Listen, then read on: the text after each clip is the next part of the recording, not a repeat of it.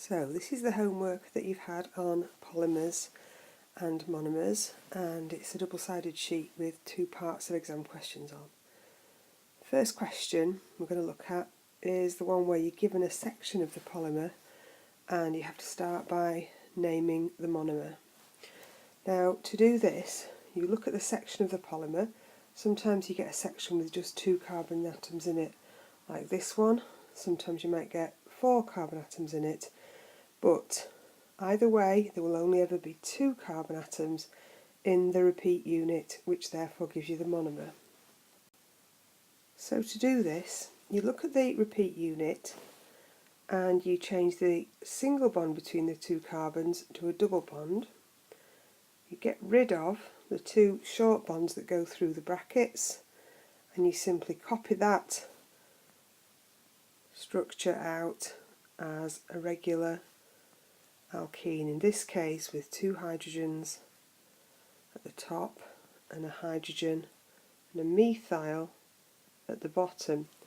So hopefully you can now see that we've got 1, 2, 3 carbon atoms in a row. That's our longest chain, making this propene. Of course, it's absolutely fine to do some sketches around the diagrams, but then what you're looking for the actual answer is the name, propene. It wants the name, not the structure. In the next part of the question, we can see by certain keywords, dispose, incineration, that we're starting to think about the way that polymers or plastics can impact on the environment and how we need to change the way we think about these things, not just throwing plastics away into landfill. So this is one idea of getting rid of a plastic: incineration or burning, so we can see it's a reaction with oxygen like any other burning or combustion reaction. We're told the products and we're given some kind of clue that we might have to balance in 4 places, but actually when you come to do it, if you follow the usual rules, you find you don't need to use all of these dotted lines. So first of all, in our polymer repeat unit, we've got 2 carbon atoms, which gives us the clue that we're probably going to need 2 carbon dioxides on the right hand side. How do I know that? Well, carbon only appears on the left hand side in our polymer, and on the right hand side only appears in carbon dioxide. So those 2 substances must always have the carbons balanced. Next we move on, as we usually do, to the hydrogens. On the left hand side in our polymer we've got 3 hydrogens, and we've already got a total of 3 on the right hand side. So we don't actually need to put any numbers in these 2 positions here, we just need to consider the oxygens. So on the left hand side we've got 4 here in the 2 carbon dioxides, plus another one in water, which makes 5. And so here we need to make 5 oxygen atoms from O2 molecules. So it's 5 over 2, or 2.5. For the next bit of the question, we're looking at how reducing the environmental impact of incineration, because of this acidic product of incineration, HCl, we might want to remove that, since it's going to cause acid in the exhaust gases. And of course, if you think about it logically, removing HCl, once we realise it's an acid, hydrochloric acid, we'll simply need an alkali or a base or even a carbonate, which will neutralise an acid. So there are those answers written in, and we'll move on to the next part of the question. Part E is a 2-mark question, and there's a clue here. We need 2 ways in which research chemists can develop polymers that will reduce the environmental damage caused by the disposal of polymers, throwing them away. So we need industrial chemists, research chemists, to find ways in which we can reduce this damage. In other words, not throw away quite so many polymers, and that's an increase in sustainability, because hopefully we can also have useful products from these processes. Now there are a number of ways that research chemists can help in this matter, and you can see here that we need any 2 of these to get our 2 marks, and there are 5, and really if you think about it, even more than 5 ways in which you can score these 2 marks. So you should have all of this information in the notes that you've made about polymers and their disposal. If not, you need to revisit those notes and you need to make them better.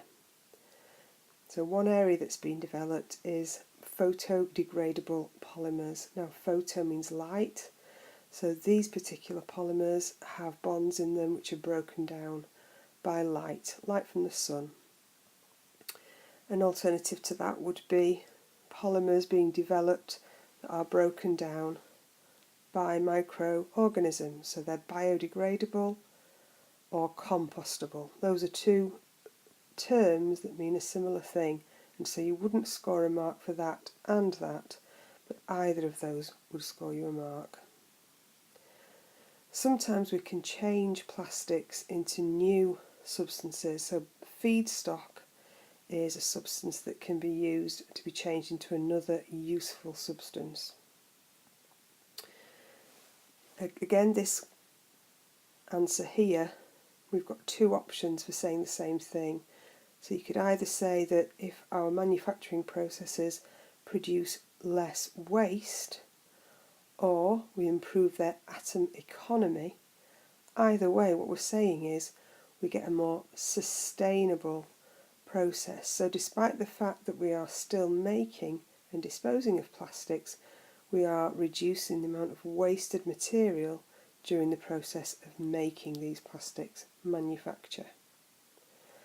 And finally, one that lots of students think of when they write about improving the sustainability of polymers is that quite often students think of recycling, but for A-level, if we don't mention the fact that those plastics have to be sorted before they're recycled, we don't score. And the reason for that is that different types of polymer have to be recycled in different ways. So this idea of sorting the plastics first before we recycle them together gets you a potential mark.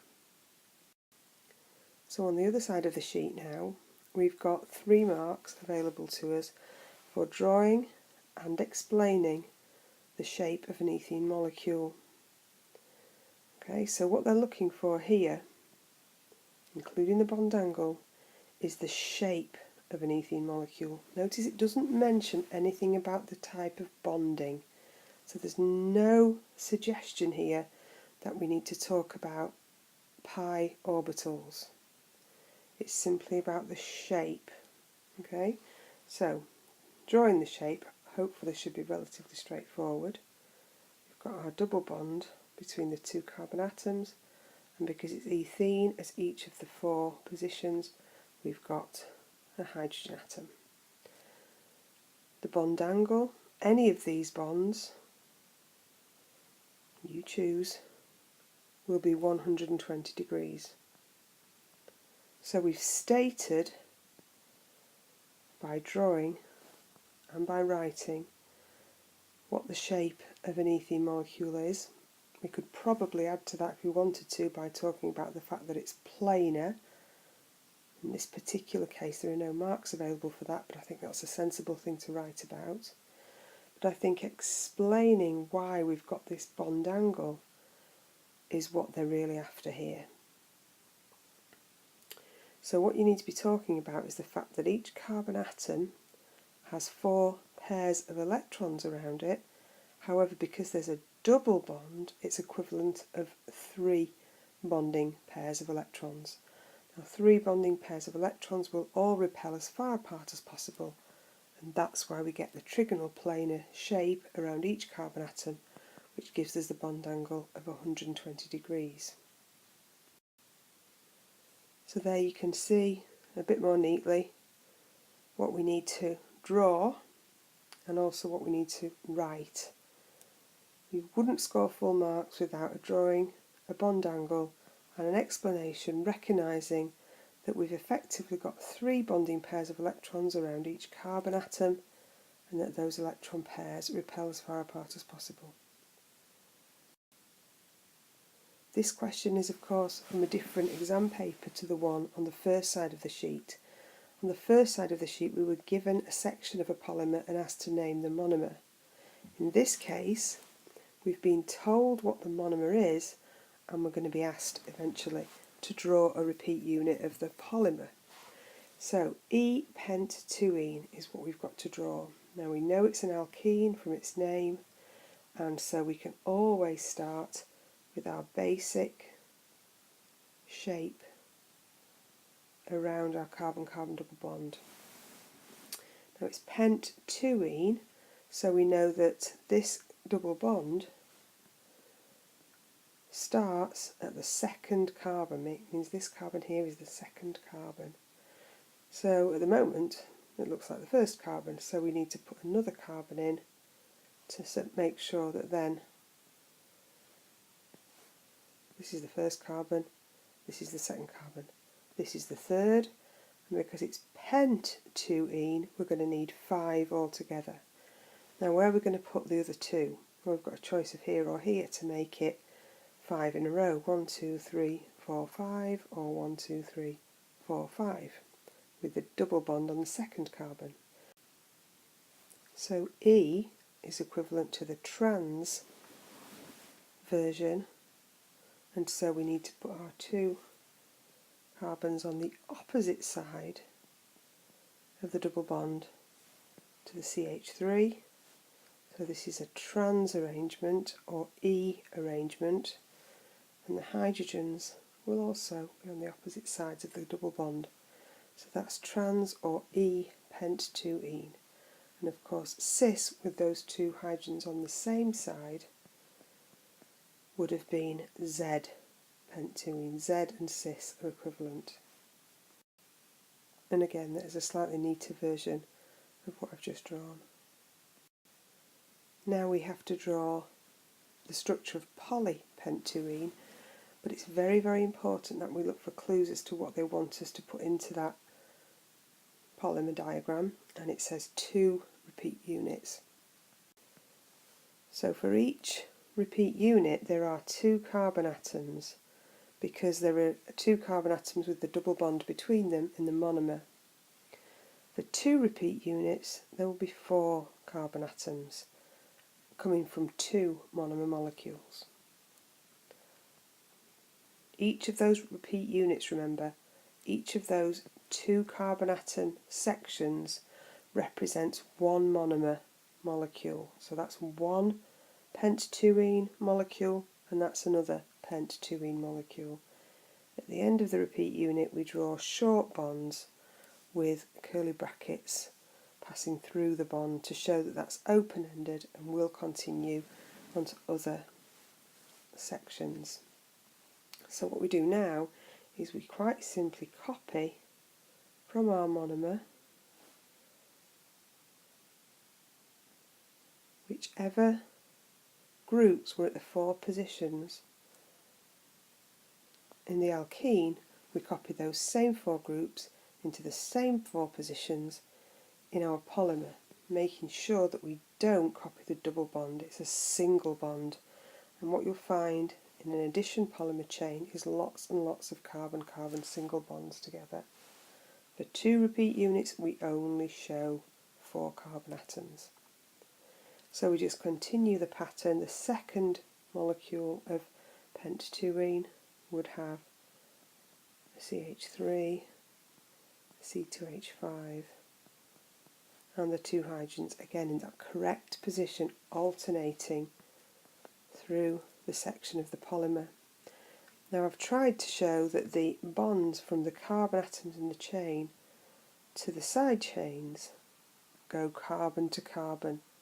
So try to be specific when you draw it and not have your carbons bonded to hydrogens.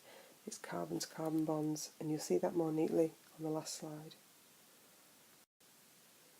So this is what we're looking for to see those marks in the last 2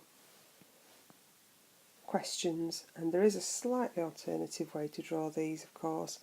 These 2 hydrogens could have been at these 2 positions and the methyl and ethyl at the other 2, in which case we'd have had these slightly differently as well, but you should see this alternating pattern along the top and the alternating pattern along the bottom. If those are the other way around, then that's fine.